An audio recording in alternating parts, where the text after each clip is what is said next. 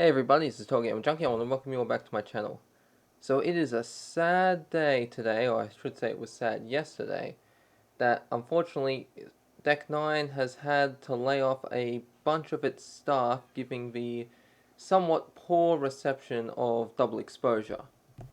I say somewhat poor reception as there are some people who enjoy the game, and if you enjoy it, okay, I'm not going to hassle you, but don't expect me to like it because it has a lot of issues that need to be addressed, and honestly, I think this might be a good thing for what's happening with Deck 9. Now, what's interesting about these layoffs is I haven't been able to find how many people have been laid off. The last layoff was, please correct me if I'm wrong, but Deck 9 cut 20% of its staff in February this year, I believe. And I've been looking over this and I couldn't find anything, but I did find a post that talked about how many people at Deck 9 have been laid off so far. So shout out to the 7th chairman who's posted this.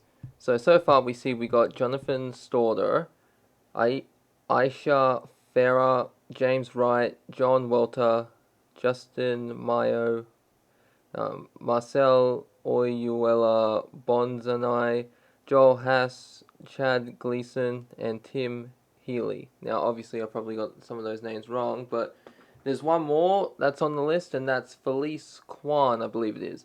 She was in that video with Strauder for the Life is Strange reveal, and they were talking about how they believe choices matter and all that, which we know was bullshit. That was a complete lie, and there's also something else that's happened recently that might explain why this game has so many plot holes and inconsistencies.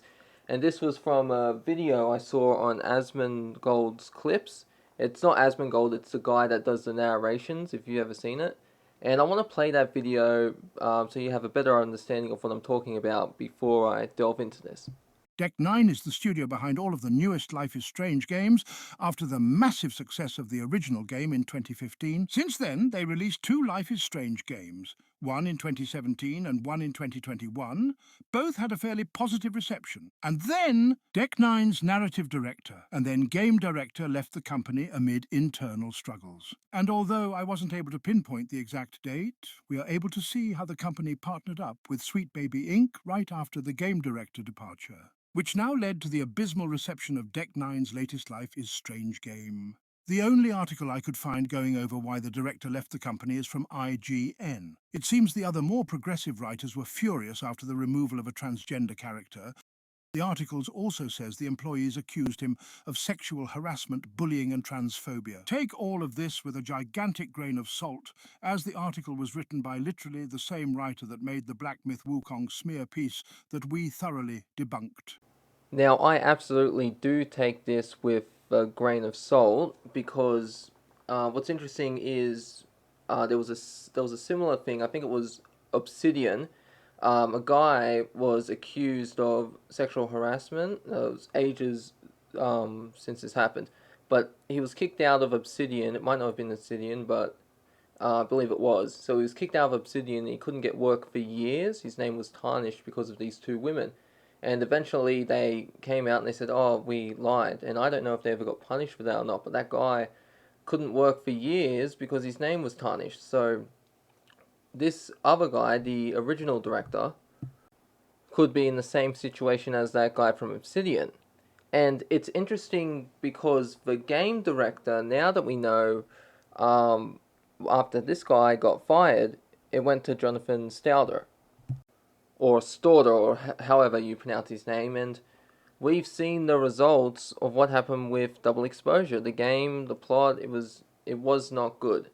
So if he's gone now, it makes me wonder: could this guy, who had apparently Nazi symbols, could he come back and possibly fix Life is Strange? Because we know that Double Exposure, like Square Enix, wants set up Double Exposure to be a sort of Life is Strange MCU, and that's what Square Enix wants. They want to build off powers. They want to make a great game franchise, but after the poor reception, I don't think that's going to happen, especially with these layoffs.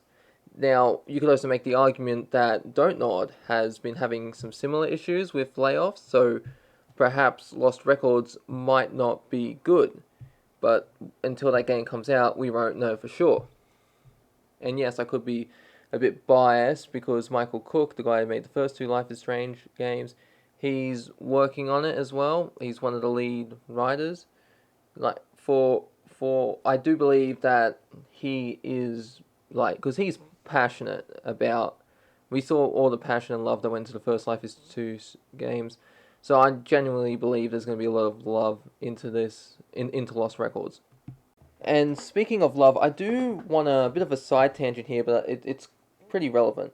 Now, recently a game came out called Indiana Jones and the Great Circle, and like Double Exposure, Square Enix had a hand in it, and I originally wasn't interested in the Great Circle because after Dial of Destiny, it was a terrible movie, and I was like thinking to myself, I'm really not interested now that even more now that I know that now that I know that Sweet Baby Inc is involved.